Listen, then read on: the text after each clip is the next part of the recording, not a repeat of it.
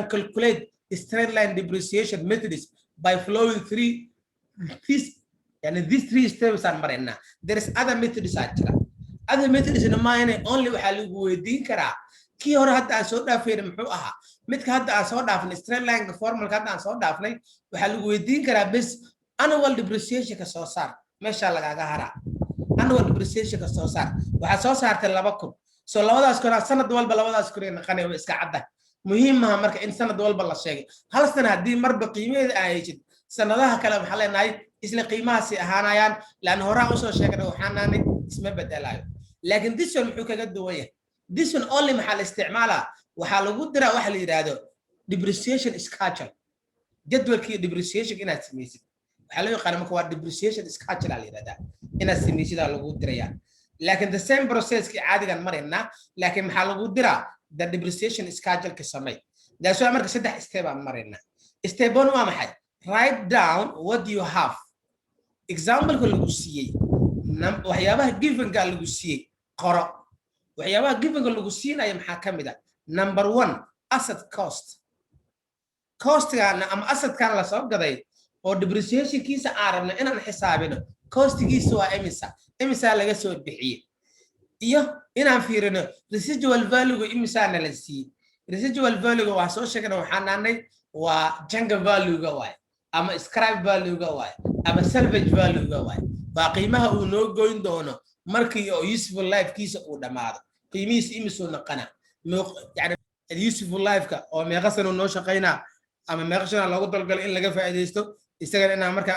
aan meel ku qorno and also depreciation rate ka isagana hadii yani boqolkiiba imisa way sanadkii ma boqolkiiba 10 ama boqolkiiba 5 ma boqolkiiba 20 so depreciation yani rate ka imisa hayna inta ina example kana la siiyo ina intaas aan kala soo baxno number 1 number 2 build a depreciation schedule marka depreciation schedule ka oo had meesha nooga muuqda inaan dhisno qaabka u dhisayna hiya waxaan ku qoranaynaa years meeqa sana hayna waa useful life ka way 10 sano hadii ay tahay hadii 20 sano tahay 1 2 3 4 5 6 qaabkaas u taxayna opening book value waxa la yiraahdaa sanad walba cusub qiimaha oo machine-ku uu noqdo waa imisa so year 1 waxa noo galay qiimahaas meeqan ka soo iibinay qiimaha anaga aan ku soo gadnay waa imisa qiimaha aan ku soo iibinay waa imisa salaam machine-ka aan soo gadnay year 1 qiimihiisu wuxuu ahaa 20,000 so opening value ama opening book value year 1 wuxuu noqonayaa 20,000 uu noqonaa so sanadkaas oo 20,000 anaga machine-ka aan ka soo bixinay depreciation expense-giisu waa imisa year 1 depreciation expense-giisu waa imisa so depreciation expense marka leena waxa loo jeedaa waa annual depreciation cost leeyahay wax kala ma so depreciation expense na waa la dhigi karaa depreciation cost na waa dhigi kartaa waa annual depreciation cost-ga amount ahaan waa imisa so annual depreciation expense-ga hal yani ya hore waxaan u soo aragnay hal formal oo waxaan aanay depreciable value oo loo qeybay useful life ka ama waxaan aanay total value oo laga jaray maxaa la yiraahdaa waxaan ka jarnay the chunk value kadib waxaan u qeybinay useful life ka u qeybinay formalkaas waa isticmaali kartaa formal kala hayna waan isticmaali karnaa waa this one way depreciation expense-ga maxaan ku helaynaa waa straight line depreciation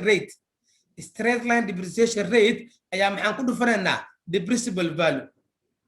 straight line depreciation rate ka ayaa waxaan ku dhufanaynaa depreciable value so straight line depreciation rate ka maxaan ku helaynaa iyadana waa tana waa 1 oo loo qeybay useful life ka waa hal oo loo qeybay useful life ka and then maxaan ku dhufanaynaa depreciable cost ka so depreciable cost ka maxaan ku helaynaa waa tii hadaya aan sheegnay waa total cost ka Soomaaliyan ama total value ga ama asset cost ka waa isku mid asset cost ka maxaan ka jaraynaa residual value ka jaraynaa so residual value na maxaa loo jeedaa waa chunk value ga ama scrap value ga ama salvage value oo macnaheedu ay tahay machine-ka marka 10 sano ama 20 sano marka la gaaro kadib qiimaha uu noo goynayo waa imisa markii arabna inaan iska xaraashno ayaa waxa la yiraahdaa waa residual value so maxaan sameynaynaa asset cost ga ayaa waxaan ka jaraynaa residual value waan ka jaraynaa depreciable cost ga noo soo baxay so depreciable cost ga noo soo baxay ayaa waxaan ku dhufanaynaa hal oo loo qeybiyay useful life ka and then maxaa noo soo baxay depreciation expense so si depreciation expense ga u heshid formal kan hadda noo qoran waa isticmaali kartaa this one waa isticmaali kartaa oo straight line depreciation rate oo lagu dhuftay depreciable cost-ga waa isticmaali kartaa ama maahino waxaad isticmaali kartaa formulka hadda aan soo dhaafno oo kan ah total value oo laga jaray change value oo loo qeybiyay useful life-ka waxa ku soo baxay depreciation expense-ga ku soo baxay labadaba ka rabta isticmaal maxaan noo soo baxay depreciation expense-ga year 1 aan noo soo baxay and then maxaan sameynaynaa accumulated depreciation macnaheedu waa maxay only waa isku dardareynaa year 2 markaan rabno year 1 iyo year 2 waa isku dareynaa year 3 markaan marayno year 1 iyo year 2 year 3 aan isku dardareynaa kaasaa waxaa la yidhahdaa waa accumulated waa isku dardareynaa bas wax kale ma qabanayno year walba yeerka ka horeeyaan ku dareynaa year walba yeerarka ka horeeyaan ku dardareynaa accumulated aa la yidhahdaa the last thing waa maxay marka waa closing book value so closing book value maxaan ku helaynaa waa opening book value-ga qiimaha noo qoran ayaa maxaan ka jaraynaa depreciation expense-ga ka jaraynaa hadduu inta uu noo yahay 10,000 intan ee noo tahay 2,000 10 waxaan ka jaraynaa 2,000 maxaa noo soo baxay 8,000 so closing book value year 1 8,000 waa leenahay yani 10,000 inta ku qarnaa oo opening-ka ahaa ayaa waxaan ka jaraynaa depreciation expense-ga oo 1,000 ah so 10,000 waxaan ka jaraynaa 1,000 maxaa noo soo baxay 8,000 year 2 markaan aadayno closing-ka year 1 ayaa muxuu noqonaa opening-ka year 2 ka accountant ku soo aragteen qabiira ku tiinaan fila closing-ka year 1 ayaa muxuu noo noqonaa opening-ka year 2 closing-ka year 2 ayaa muxuu noo noqonaa opening-ka year 3 qaabkaas u guurguura kaasaa waxaa la yidhahdaa marka depreciation schedule la yidhahdaa depreciation schedule qaabkaasana loo qoraa yeerka inta ku taxaysa opening book value depreciation expense accumulated depreciation closing book value step 3 waa maxay depreciation expense ga xisaabinayna maxaan ku xisaabinaa ama formalkan isticmaal straight line depreciation rate ka ugu dhufanaa depreciable cost ga ama formalkan hadda aan soo aragnay total value oo laga jaray change value oo loo qeybiyay useful life labada kaarabta isticmaal depreciation expense ga ku soo baxay accumulated ka caadiga depreciation ga soo dardareynaa closing book value guna waa maxay opening kan waxaan ka jaraynaa depreciation expense ga ka jaraynaa closing book value ga noo soo baxay example marka suppose the useful life of harvest machine which is budget 450 kun laga soo bixiyay ayaa useful life kiisu u yahay 12 sano machine kan oo harvest machine ka ah waxa laga soo bixiyay 450 kun ka soo bixinay useful life kiisu waa 12 sano waay it is value at the end of 12 years marka ee dhamaad kadib qiimihiisa change value wuxuu noqonayaa 90000 waxaana leeyahay marka waxa xisaabisaan ama waxa sameeysan maxaa la yiraahdaa depreciation schedule ka sameeya inta ka maqan tahay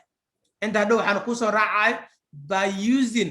straight line methods calculate depreciation schedule intaas soo raacayso hadda way ka maqan tahay so asla fiirina marka year 1 inta maxaan ku qornay 1 opening value ga year 1 waxaana waa qiimaha aan ka soo bixinay machine imisaan ka soo bixinay 450 so 450 kuna inta ku qorana waa year 1 depreciation expense ga year 1 waa imisa laba formula hayna formal code maxaan dhahnay total value ga oo laga jaray change value oo loo qeybiyay useful life ka waa isticmaali karnaa ama maxaa isticmaali karnaa straight line depreciation ka oo lagu dhuftay depreciable value ga oo hal loo qeybiyay useful life ka oo lagu dhuftay depreciable value so mid ka hor isticmaal total value geena waa imisa daaran inaan kan ka hor isticmaalo sa expense ga aan u helno maxaan ku helaynaa total value oo laga jaray change value ga oo loo qeybiyay useful life ka sama formalka total value geena waa imisa 450 maxaan ka jaraynaa change value waa imisa 900 so 450 ku ka jar maxaa noo soo baxay 360 ku samaha 360 maxaan u qaybinaynaa 12 maxaa noo soo baxay 300 ku soo baxay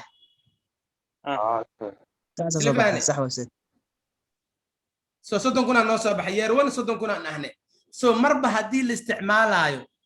straight line methods marba hadaad isticmaalaysid marba hadii year 1 ay heshid inta kale 30 la iska tax laana maxaan soo sheegnay same aan ahnay Sooma marba hadii straight line methods waa lagu dhaho depreciation expense-ga year 1 ba haddii ay heshid inta kale isla qiimihii year 1 la taxay bis wax kale ma bedelayso يعني سنة كساسو نقنا مو سنة sanad walba دراس soddon loo noqonaa ilaa lay gaaray 12 sano haddii inta ay tahay 15 sano ay tahay ilaa 15 sano maxaa waday soddon taxe this one inta maslaayna so marka maxaan ahnay 450 soo saarno opening-ka depreciation expense-ga 30 kun aan dhahnay accumulated-ka imaw accumulated-ka sanadka ka horeeyay ma jiro 30-ka ما that's why wixii ka horeeyay wada zero waay so 30 oo lagu daro zero noqona maxaa noo soo noqonaya isla 30-kii soo laabanaya closing book maxaan ku helaynaa waa 45 kun oo laga jaray 30 kun waa opening-ka oo laga jaray depreciation expense-ga maxaa noo soo baxay depreciation noo soo baxay 400 iyo 420 kun iyo 20 kun sama 420 ka year 1 wuxuu noqonaa opening-ka year 2 macnaheedu year 2 marka la joogay mashiinka anaga aan hayno value-giisa waa 420 kun xisaabtan lama baahna amaleyna haddii mar tanku waa laga shaqeeyay kan mar kood 30 laga jaray yani mar walba 30 lee ka jaray ha mar walba kan 30 lee ka jaray waxa ka jaran waa soo darsane waa soo darsane 30 ka jaray 420 ku soo 430 ka jar 390 ku soo baxay accumulated soo marka maxaa la accumulated 60 ka intuu ka imaade waa 30 oo lagu daray 30 60 420 oo laga jaray 30 kun 390 ku soo baxay 390 year 2 muxuu noqonaa opening-ka year 3 soo ma isla 30 ka jarayna maxaa noo soo baxay 360 accumulated-kan muxuu noqonaa 3 sano 30 kood oo la isku dara waay 90 kun oo noqonaa so 360 oo year 3 muxuu noqonaa year 4 oo muxuu noqonaa opening oo noqonaa hadana wixii kala jar 360 oo noqonaa 360 soo wareeganay ilaa laga gaaray meeshan fiiriya 150 kun oo laga jaray 30 waa 120 kun soo 120 kun soo wareeganay soo 120 kun oo laga jaray 30 kun waxa noo soo baxay waa 90 kun so at the end of the period inta maxaa ku soo haray the depreciation ama the salvage value oo ku soo haray soo majid 90 kun ma maxay waa salvage value soo maahan yes